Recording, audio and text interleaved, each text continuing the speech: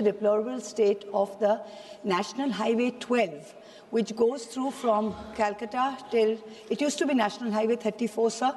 It is now National Highway 12, which is basically the North Bengal, South Bengal. The condition of the road from Boro Jaguli till the Murshidabad border, going to the district of Nadia, after the monsoon, sir, is absolutely abysmal. There are huge craters, waterlogging. No repair has been done, sir.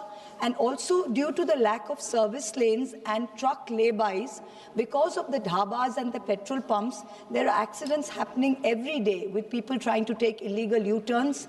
If this is something that could be fixed at the earliest. Thank you so much, sir. Honorable Sir, the question is only related with the Kerala state government. This is the question, honorable member, which is already raised, is from West Bengal. Sir, I will request honorable member that after question hour, all officers are there. You come there. I will resolve your issue. Arvind Sawan. धन्यवाद sir. एक महत्वपूर्ण प्रश्न है। महाराष्ट्र में मुंबई गोवा पिछले 10 सालों से भी ज्यादा, चांद पर जितना खर्चा नहीं उससे ज्यादा खर्चा रास्ते को हो गया है, फिर भी आज तक वो रास्ता नहीं पूरा हो रहा है, रास्ता ठीक नहीं हो रहा है। आप इसमें व्यक्तिगत रूप से अगर ध्यान दोगे तो ये काम होगा। मैं आपके द्वारा विनती करता हूँ, बहुत परेशान है लोग 10 बरस से, तो ये रास्ता कब होगा और किस तरह से होगा? धन्यवाद सर। सर, ये सम्मान्य सदस्य जो कह रहे हैं ऑनरेबल चेयरमैन सर, ये सही है। ये रास्ता 2009 में शुरू हुआ और मैं मंत्री 2014 में बना हूँ, तो ये पुराने स्टेट पीडब्ल्यूडी के उस समय के सरकार को दिया हुआ था, उन्होंने शुरू किया। यहाँ लैंड एक्विजिशन के प्रॉब्लम थे, अभी तक बहुत कॉन्ट्रैक्टर बदल गए।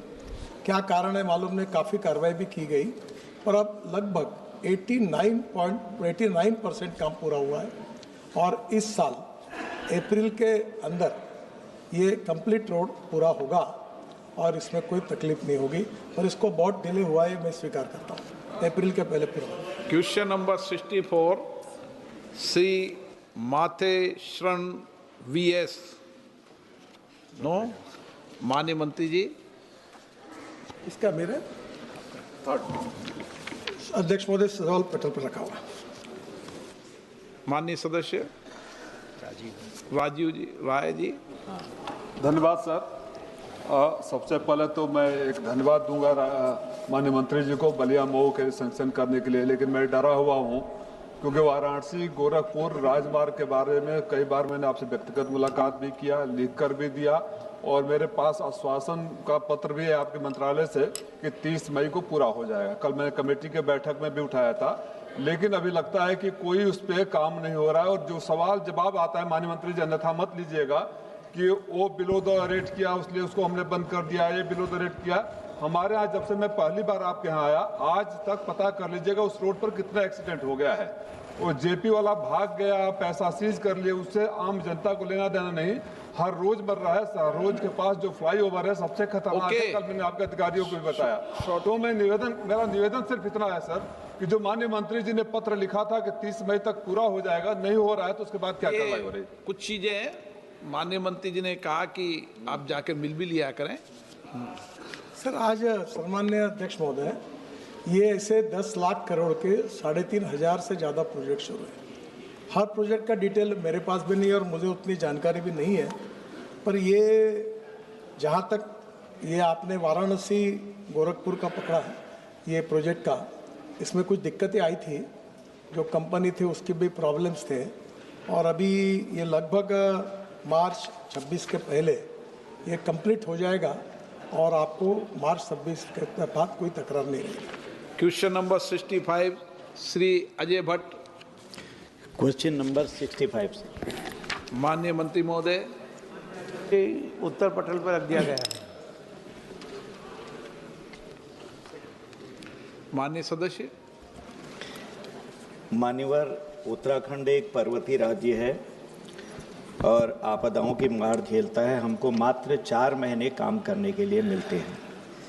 मैं माननीय प्रधानमंत्री जी को बधाई देता हूं कि ये जो JJM चलाई, इससे आम आदमी और जहाँ तक कोई जा नहीं सकता था वहाँ तक पानी पहुँच रहा है।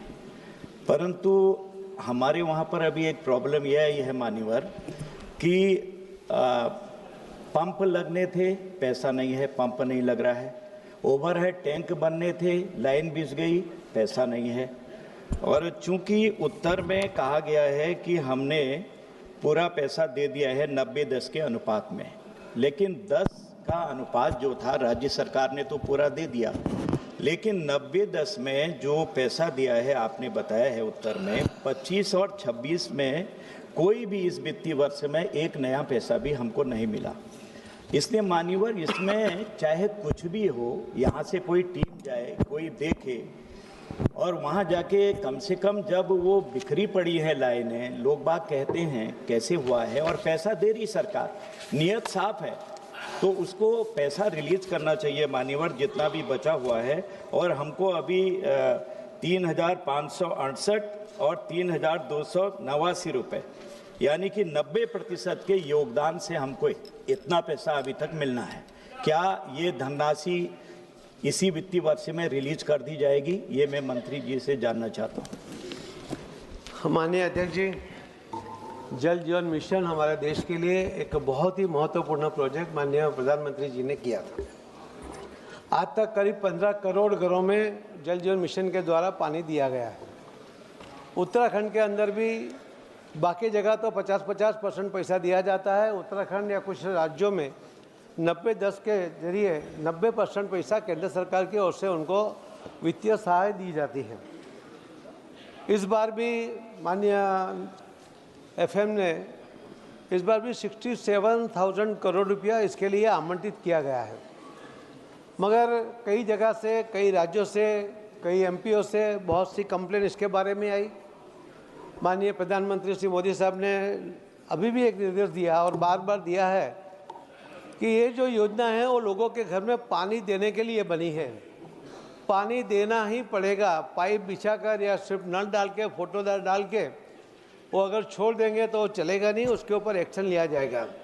मैं आपके बताऊं कि अभी तक इसके अंदर करीब 4,000 लोगों के ऊपर कोई अधिकारी है, कोई मंत्री है, कोई कॉन्ट्रैक्टर है, उनको ब्लैकलिस्ट किया गया। एक राजस्थान के मंत्री तो कल तक वो जेल में थे। कई लोगों के ऊपर एक्शन ली गई है, किसी को चार्जशीट दिया गया है। हम लोग स्कीम के द्वारा, एक स्कीम बनाकर स्कीम के द्वारा ही उनको पैसा देना चाहते हैं, और जो अभी तक जो पैसा उनको दिया गया उसका वो हिसाब भी जमा करे, उसका वेरिफिकेशन भी दे। और जब तक वो नहीं देंगे उसको पैसा देना हमारे लिए भी मुश्किल है, और उसीलिए हमने कैबिनेट से अभी तो मंजूरी भी मांगी नहीं है। जब तक ये हो जाएगा, हमने सभी मुख्यमंत्रियों को भी कहा है, सभी MPO को तो हमने अलग से बुलाकर भी कहा था कि आपकी जो भी कंप्लेन है हम उसके ऊपर एक्शन लेंगे।